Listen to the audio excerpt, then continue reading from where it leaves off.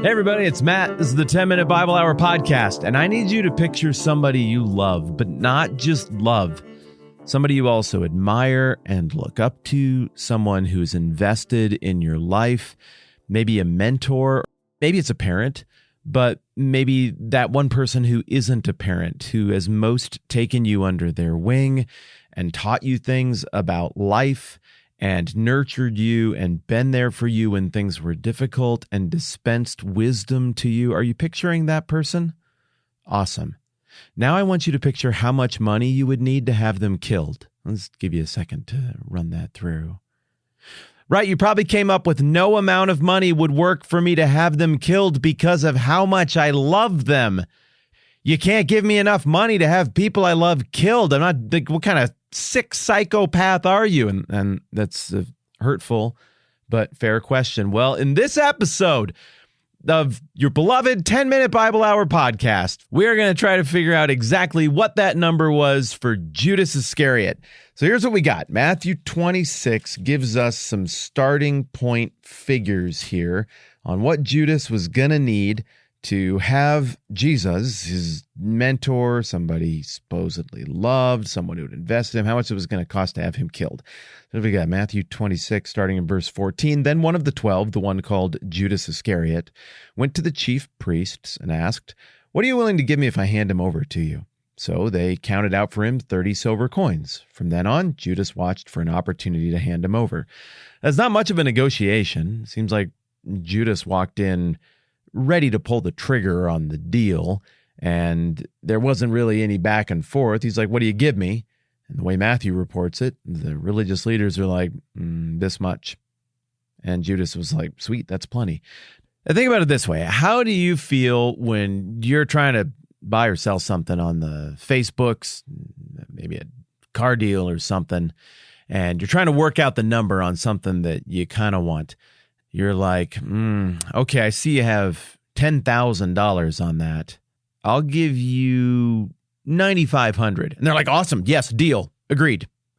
I mean, your brain immediately goes to this place of, crap, there was way less that I could have paid for that.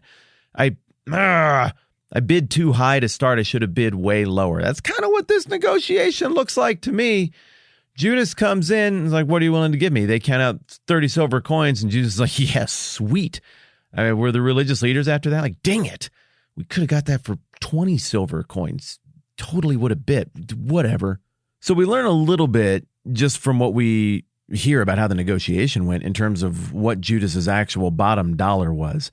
I think he would have done it for less than 30, but in our quest to find out what Judas's "I will sell out my friend and mentor to death" number is, we're going to give him the benefit of the doubt and start at the number he actually arrived at, even though we fully acknowledge that he didn't negotiate at all and happily accepted the number that was initially offered, indicating he would have gone lower.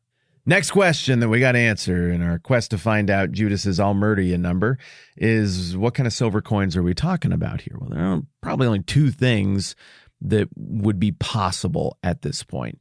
You're either talking about denarius, which theoretically the religious leadership wouldn't use in an ideal world, because we know from the Jewish historian Josephus that these same religious leaders melted down at exactly this time in history toward their new governor, Pontius Pilate, over some shields that had the image of Caesar, who claimed to be a god.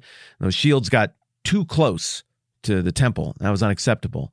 They melted down over some banners that had images on there that were of Caesar, who claimed to be a god. So now that wouldn't work either. We've got easily 3 documented examples of these exact dudes saying, "We will go to our knees and put a knife to our necks and kill ourselves in public ritual suicide at your governor's palace," in Caesarea Maritima is where that happened, "if you do not take away this affront." Those images of Caesar are blasphemy and idolatry. But we also know that just a couple chapters earlier, they were like, "Well, should you pay taxes to Caesar?" Remember they were asking Jesus that? And Jesus was like, "Give me a coin. And they're like, oh, yeah, sure. I got one right here in my pocket. Oh, whose picture's on it? Well, Caesar. Gotcha. So the idolatry thing was the kind of deal that apparently these religious leaders worried about when it was expedient, but when it involved money that they could use to be rich, they were maybe a little more willing to overlook that in that example because they had one right there handy, but Jesus did not. So again, theoretically, we would not be talking about denarius here. We would be talking about shekels. But these were strange times, and the religious leaders were very low commitment. I mean, these were political stooges, not much in the way of high integrity, highly principled leaders. So maybe they made this offer in denarii, but maybe they made the offer in shekels as well. It's a pretty significant silver content and therefore value difference between these two currencies at this time. And as you and I have discussed before, the denarius is a little bit of a moving target in history because the Romans were always messing with the silver content and also the proclaimed governmental announced value of these coins. So there's sort of two different kinds of value if you think about it. The silver is worth something, but whatever the government says is price fixed. Like, this is what it's worth. We said so.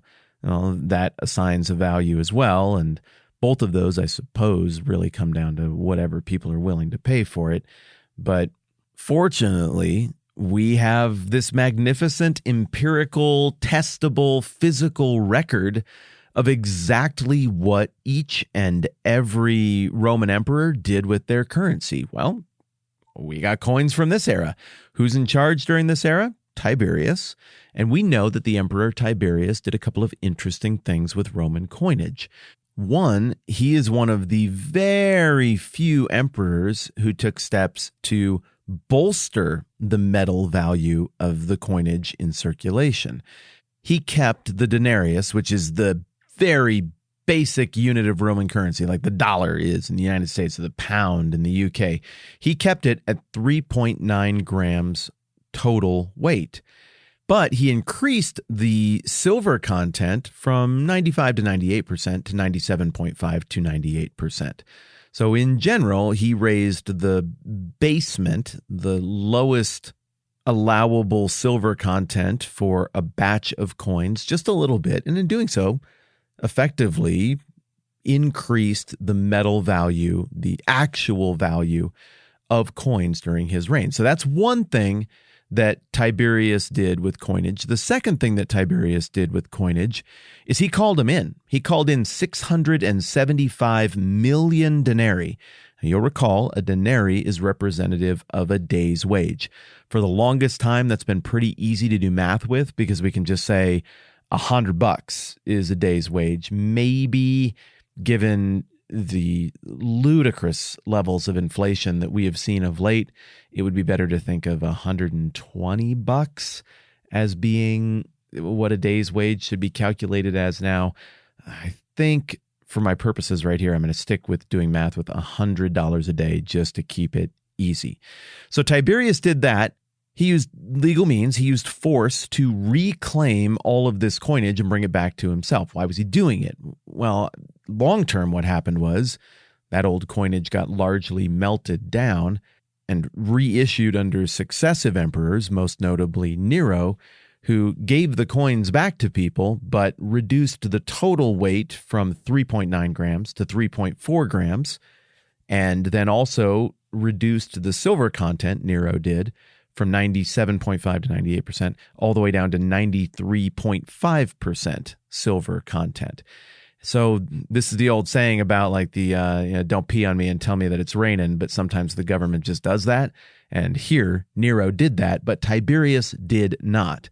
Nero gave people back these freshly minted coins and was like, look, it's so valuable. It's just like the other ones, except now it's shiny. Except he actually stripped it of value and used it for his own vanity projects. Whereas Tiberius, I'm not sure what he was going for with that 675 million denarii collection, but he did slightly raise the value, and that was the value that would have been in fresh circulation at the time of Jesus, at the time of Judas Iscariot. So I feel like we've got some figures we can operate off of. But quickly, I think it's worth noting again that when Jesus says, give to Caesar what is Caesar's, He's not just making an isolated esoteric comment there a few chapters earlier. Yeah, we've talked about the theological value of that comment and what he's driving at, and we've broken that down very carefully. But you got to remember that the big economic news story that everybody was aware of was that Caesar wanted his coins back, not just in the form of taxes. Like at any given time, Caesar can just say, it's not a tax. I'm collecting back all of my money, and I'll use all kinds of different means, some scrupulous, some unscrupulous, to do so. And that's just happening because it has my picture on it, and I'm the one who gives it value, and I'm in charge of everything, and I am a living God. And if I want to collect my value and my image back to myself, I will do so.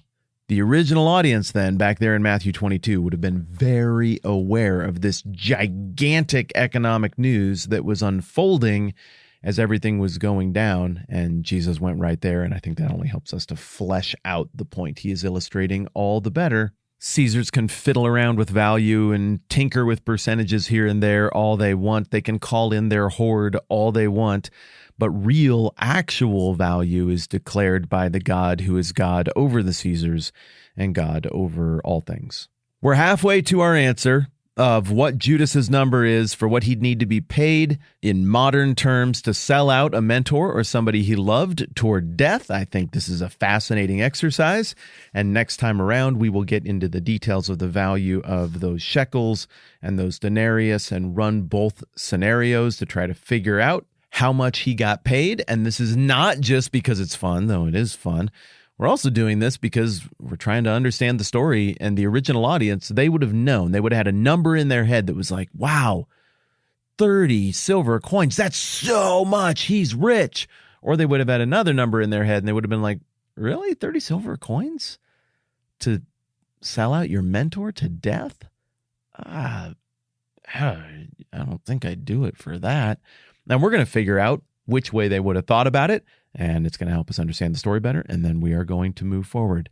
I have mentioned now, 3-4 times, some new friends I've made on the internet. They're the people who have the Pour Over. It's an email newsletter where they do a great job of just thinking about whatever is going on planet Earth in succinct, just the facts, ma'am, ways that it's incredibly helpful, and it's all set against the backdrop of kingdom values.